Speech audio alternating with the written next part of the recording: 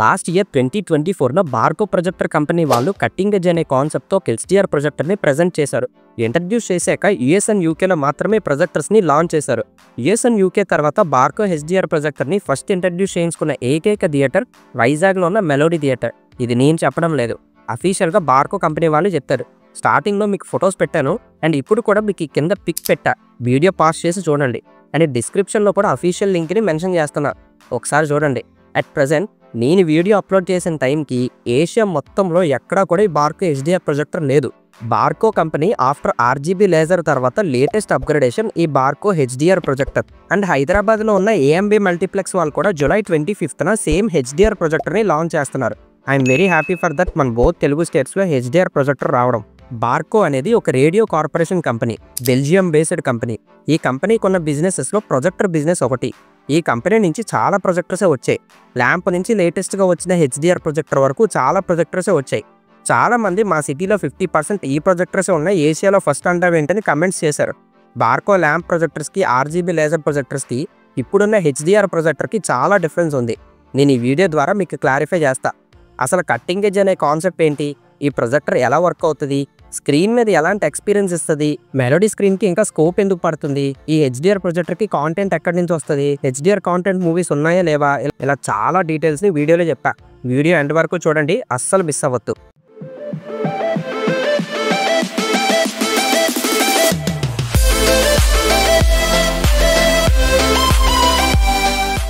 Jagadamba junction దగ్గర చిత్రాలయ రోడ్లో డీమార్ట్ పక్కనే మెలోడీ థియేటర్ ఉంది. ఈ థియేటర్కి చాలా గొప్ప హిస్టరీ ఉంది. 1981లో కమల్ థియేటర్గా స్టార్ట్ అయింది. ఈ థియేటర్ పక్కనే రాజ్ కమల్ కూడా ఉండేది, అదే తర్వాత వీమాక్స్గా మారింది. 1981లో బాపు గారు డైరెక్ట్ చేసిన త్యాగయ్య ఫిలింతో కమల్ థియేటర్ స్టార్ట్ చేశారు. ఆ తర్వాత 1990లో రెనోవేషన్ చేసి చిరంజీవి గారు యాక్ట్ చేసిన జగదే గౌరి రతలోక సుందరి ఫిలింతో మెలోడీగా నేమ్ చేంజ్ చేసి రీఓపెన్ చేశారని నాకు తెలిసిన ఇన్ఫర్మేషన్. మీకేమైనా థియేటర్ హిస్టరీ కోసం తెలుసుంటే వీడియో కింద కమెంట్ చేయండి. Melody theatre before renovation multiple level balcony ఉండేదంట, లైక్ జగదాంబ లాగా. అండ్ ఆ టైంలోనే సైడ్లో 2 లెవెల్ సైడ్ స్పీకర్స్ ఉండేవంట. సౌండ్ కూడా చాలా బాగుండేదని చెప్తున్నారు. అండ్ ఆఫ్టర్ 17 ఇయర్స్ తర్వాత interior, seats, sound system, projection అన్నీ రెనోవేట్ చేసి 2017లో నాగార్జున గారు యాక్ట్ చేసిన ఓం నమో వెంకటేశ్వర ఫిలింతో 4K డాల్బీ అట్మాస్తో రీఓపెన్ చేశారు. 2017లోనే ఆంధ్రప్రదేశ్లోనే లార్జెస్ట్ డాల్బీ అట్మాస్ థియేటర్గా ఈ థియేటర్కి పేరు కూడా వచ్చింది. ఈ థియేటర్ ఒక టికెట్ ప్రైస్ వచ్చేసి 145 రూపీస్ టికెట్ కాస్ట్తో మీకు బుక్ మై షోలో టికెట్స్ అవైలబుల్గా ఉంటాయి. Melody theatre lobby area decent లుక్తో నీట్గా ఉంది. మెయిన్లీ నాకు బాగా అట్రాక్ట్ చేసిన విషయం ఏంటంటే ఫస్ట్ ఫ్లోర్లో థియేటర్ ఓనర్ గారు ఆయన ఫేవరెట్ అయిన కొన్ని ఫొటోస్ని డిస్ప్లేలో పెట్టారు. Vintage cinema photos, Rajasthani apps ఇవన్నీ నాకు బాగా అట్రాక్ట్ చేశాయి. ఈ థియేటర్ ఒక ఇంటీరియర్ కలర్స్ కంప్లీట్గా చేంజ్ చేశారు. బ్లూ కలర్ థీమ్తో side walls and ceiling and dark green colour థీమ్తో సీటింగ్ కలర్స్ చేంజ్ చేశారు. ఇంతకుముందు లైట్ బ్లూ కలర్ థీమ్తో బ్రైట్గా ఉండేది, ఇప్పుడు డార్క్గా చేశారు. దానికి కూడా ఒక రీజన్ ఉందండి, అది ప్రొజెక్టర్ కోసం చెప్పినప్పుడు మాట్లాడతా. థియేటర్ అయితే చాలా ప్రీమియంగా ఉంది. మెయిన్గా బ్లూ ఎల్ఈడి లైట్స్ థియేటర్ అంబియన్స్ని కంప్లీట్గా చేంజ్ చేశాయి. రెనోవేషన్ చేయకముందు కూడా థియేటర్లో side walls and ceiling design అంటే నాకు చాలా ఇష్టం ఉండేది. థియేటర్ చాలా స్టైలిష్గా కనిపించేది. ఆ డిజైన్ని డిస్టర్బ్ చేయకుండా కేవలం కలర్ మాత్రమే చేంజ్ చేశారు. అండ్ సీటింగ్ కంఫర్ట్ కోసం చెప్పాలంటే సింప్లీ అవుట్ స్టాండింగ్ అండి. సాఫ్ట్ కుషనింగ్ వల్ల లాంగ్ అవర్ సినిమాలు కూడా చాలా రిలాక్స్డ్గా కూర్చుని చూడొచ్చు. And mainly ergonomic push back sittings human బాడీకి సూట్ అయ్యే విధంగా సీట్ కుషనింగ్తో పాటు easy front and back push movement ఉంది. అందుకే ఈ సీట్స్ చాలా కంఫర్టబుల్గా ఉన్నాయి. ఈ సీట్స్ని సప్లై చేసింది ఎస్ఆర్ సీటింగ్ కంపెనీ వాళ్ళు డిజైన్ చేసిన SR 7 సీట్ మోడల్ ఈ థియేటర్లో ఇన్స్టాల్ చేశారు. అండ్ సీట్ టు సీట్ మంచిగానే గ్యాప్ ఇచ్చారు. లెగ్ రూమ్ కూడా చాలా బాగుంది. అండ్ థియేటర్ అంతా స్టెప్ బై స్టెప్ ఫార్మాట్లో అలైన్ చేయడం వల్ల మీకు డిస్టర్బెన్సెస్ కూడా అస్సలు లేవు. సర్ప్రైజింగ్లీ నాన్ ప్రీమియం సీట్స్ అయితే కంప్లీట్గా చేంజ్ చేశారు. నాన్ ప్రీమియం కూడా పుష్ బ్యాక్ సీటింగ్స్ వేశారు. ప్రీవియస్ సీట్స్ కన్నా ఇవి కంఫర్ట్ బాగున్నాయి. థియేటర్లో premium 575 seatings and non premium 199 సీటింగ్స్తో టోటల్ 774 సీటింగ్స్ ఉన్నాయి. మెలోడీ థియేటర్కి సపరేట్గా ఒక ఫ్యాన్ బేస్ ఉందంటే అది సౌండ్ సిస్టమ్ వల్ల. బేస్కి థియేటర్ వైబ్రేట్ అయ్యేది. 2017లో రెనోవేషన్ తర్వాత నేను చూసిన ఫస్ట్ మూవీ హలో మూవీ. ఆ టైంలో సాహో టీజర్కి బాడీ వైబ్రేట్ అయ్యింది. రెనోవేషన్ అన్నాక సౌండ్ సిస్టమ్ ఏమైనా టచ్ చేస్తారేమో అని భయపడ్డా. సౌండ్ సిస్టమ్ అయితే అస్సలు డిస్టర్బ్ చేయలేదు. అప్పుడు ఏ రేంజ్లో సౌండ్ ఉండేది, ఇప్పుడు అదే రేంజ్లో ఉంది. థియేటర్లో surround speakers 26 and top Atmos 22 speakers ఉన్నాయి. అండ్ యాజ్ వెల్ 16 సబ్బూఫర్స్ థియేటర్లో ఉన్నాయి. రైట్ సైడ్ స్క్రీన్ కింద 12 సబ్బూఫర్స్ ఉంటే థియేటర్ సైడ్లో 4 ఉన్నాయి. ఈ థియేటర్లో యూజ్ చేస్తున్న surround speakers, top Atmos speakers, subwoofer, screen back side stage speakers, amplifiers అన్నీ QSC కంపెనీవే. వైజాగ్కి QSC కంపెనీ స్పీకర్స్ అండ్ సబ్బూఫర్స్ని ప్రజెంట్ చేసిన ఫస్ట్ థియేటర్ కూడా మెలోడీ థియేటరే. QSC అనేది కాలిఫోర్నియా బేస్డ్ ఆడియో కంపెనీ. 1968 నుంచి ఇప్పటి వరకు వీళ్ళ దించిన ప్రతి ప్రొడక్ట్ సక్సెస్ఫుల్ ప్రొడక్టే. ఇక మన థియేటర్కి surround and top Atmos speakers QSC SR model series use చేస్తున్నారు. QSC SB721 అనే డ్యూయల్ 18 ఇంచ్ సబ్‌వూఫర్ని యూజ్ చేస్తున్నారు. ఆబ్వియస్లీ 18 ఇంచ్ సబ్‌వూఫర్స్ వల్ల బేస్ చాలా పవర్ఫుల్గా ఉంటుంది. ఆ బేస్ కూడా ఏదో నాయిసీగా ఇబ్బందికరంగా ఉండదు. చాలా స్మూత్ అండ్ డీప్ బేస్ని ఈ QSC 7218 సిరీస్ సబ్‌వూఫర్స్ ఇస్తాయి. Surround and top Atmos speakers quality కూడా చాలా బాగుంది. మీరు థియేటర్లో మంచి సౌండ్ని ఫీల్ అవ్వాలంటే మ్యాక్సిమం MNOP రోస్లో సెంటర్లో కూర్చోవడానికి ట్రై చేయండి. ఎక్స్పీరియన్స్ నెక్స్ట్ లెవెల్లో ఉంటుంది. మెలోడీ స్క్రీన్ కోసం డిస్కస్ చేయాలంటే ముందు ఆస్పెక్ట్ రేషియో కోసం తెలుసుకోవాలి. ఆస్పెక్ట్ రేషియోస్ అంటే వీడియో ఒక విత్ అండ్ హైట్ రేషియోని ఆస్పెక్ట్ రేషియో అంటారు. ఒక వీడియోని పబ్లిక్కి ఎలా చూపించాలనేది ఈ ఆస్పెక్ట్ రేషియో మీద డిపెండ్ అయి ఉంటుంది. ఇవి 1:1, 4:3, 16:9 ఇలాంటి రేషియోస్ అన్ని వినే ఉంటారు. థియేట్రికల్ ఫార్మాట్స్లో అదే సినిమా ఫార్మాట్స్లో నాకు తెలిసినంత వరకు 3 టైప్స్ ఆఫ్ ఫార్మాట్స్ ఉన్నాయి. Scope, flat and IMAX. Scope ratio వచ్చేసి 2.39:1, flat 1.85:1 and IMAX 70mm 1.43:1 and IMAX laser 1.90:1. జనరల్గా సినిమా థియేటర్స్లో ఎక్కువ ఈ రేషియోస్లోనే చూస్తూ ఉంటాం. మన ఇండియాలో maximum 80% of the theatres scope ఫార్మాట్లోనే స్క్రీన్స్ ఉంటాయి. సో సినిమా కూడా స్కోప్ ఫార్మాట్లోనే 2.39:2 ఫార్మాట్లోనే వస్తాయి. ఇది ఒక పర్టికులర్ రీజన్ అయితే డైరెక్టర్ తన సినిమాని వైడర్గా చూపించాలనుకున్నా కూడా ఈ స్కోప్ ఫార్మాట్ని వాడతారు. షూటింగ్లో కెమెరాకి ఎనమార్ఫిక్ లెన్స్ యూజ్ చేసి ఈ ఫార్మాట్ని తీసుకొస్తారు. ఈ ఎనమార్ఫిక్ లెన్స్ వీడియో షూట్ చేసే టైంలో కంటెంట్ని హారిజెంటల్గా స్క్వీజ్ చేస్తుంది. లేటర్ పోస్ట్ ప్రొడక్షన్లో అన్స్క్వీజ్ చేసి వీడియోని వైడర్గా చూపిస్తారు. ఆ వైడర్గా వచ్చిన ఫార్మాట్ని స్కోప్ ఫార్మాట్ అంటారు.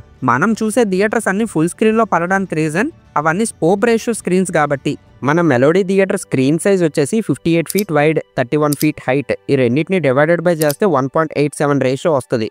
Very close to flat screen and close to IMAX screen అనమాట.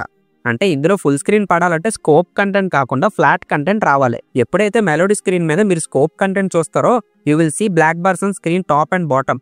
మరి ఫ్లాట్ కంటెంట్ ఉన్న మూవీస్ వస్తాయా అంటే కొన్ని మంది డైరెక్టర్స్ ఈ స్క్రీన్ రేషియోస్ని మైండ్లో పెట్టుకుని బోత్ స్కోప్ అండ్ ఫ్లాట్ ఫార్మాట్స్లో కంటెంట్ని రెడీ చేస్తున్నారు. రీసెంట్గా హిట్ 3 మూవీ మెలోడీలో పడుంటే ఫుల్ స్క్రీన్లో చూసేవారు. ఈ movie both flat and scope రేషియోలో వచ్చింది.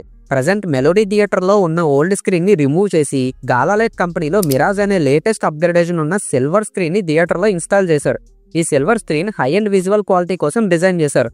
RGB laser projectors and HDR ప్రొజెక్టర్స్కి మిరాజ్ స్క్రీన్ బాగా యూజ్ అవుతాయి. రీజన్ ఏంటంటే ప్రొజెక్టర్లో ఉన్న లేజర్ డయోడ్స్ చాలా షార్ప్ అండ్ ఫోకస్డ్గా స్క్రీన్ మీద డిస్ప్లే అవుతాయి.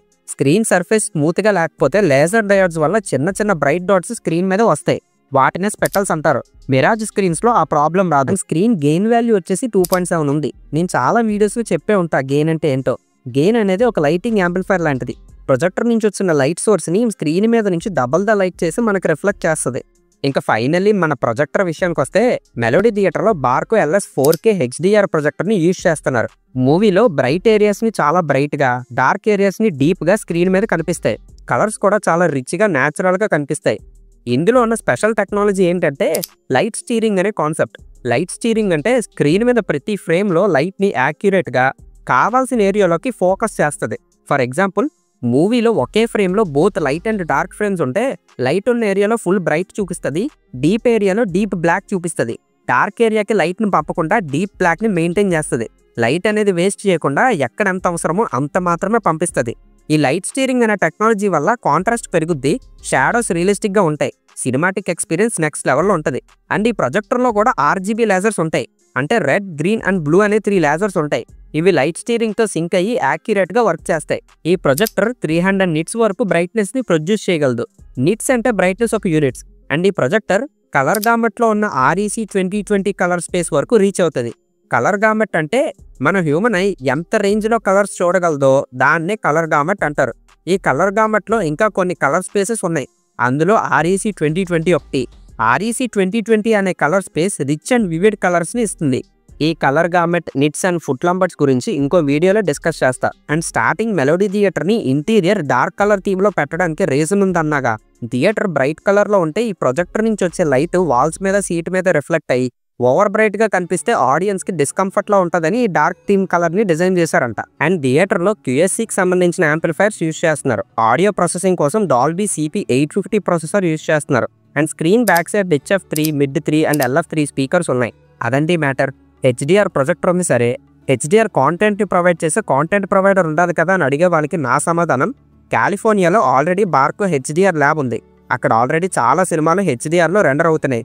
మన ఇండియన్ ఫిలిం అజిత్ గారు యాక్ట్ చేసిన విడాముయర్చి ఫిలిం అక్కడే హెచ్డిఆర్లో రెండర్ అయి వచ్చింది. మన ఇండియాలో హెచ్డిఆర్లో రెండర్ అయిన ఫస్ట్ ఫిలిం కూడా అదే. Hello all, welcome to our Barco HDR reference theater in Hollywood, California. We just finished the conversion of our full-length Indian feature film called Vida Muyarchi. ఇప్పుడు అదే బార్కో హెచ్డిఆర్ ల్యాబ్ మన ఇండియాలో చెన్నైలో రాబోతుంది. అది ఏ ఫిలింతో open అవుతుంది, నేమ్ ఏంటనేది నేను అఫీషియల్గా అనౌన్స్ చేయకూడదు. త్వరలో నా ఇన్స్టాగ్రామ్ స్టోరీలో పెడతా. మనకు ఆ ల్యాబ్ నుంచే డైరెక్ట్గా హెచ్డిఆర్ కాంటెంట్ డీసీపీ వస్తుంది. నా వీడియోని లాస్ట్ వరకు చూసిన ప్రతి ఒక్క పర్సన్కి పేరు పేరున చాలా చాలా థ్యాంక్స్. నా కంటెంట్ కనుక మీకు నచ్చితే ఈ వీడియోని కొంచెం లైక్స్ అండ్ షేర్ చేసి నాకు మరిన్ని వీడియోస్ చేయడానికి మంచి ఎనర్జీని ఇస్తారని ఆశిస్తున్నా. మళ్ళీ నెక్స్ట్ వీడియోలో కలుసుకుందాం.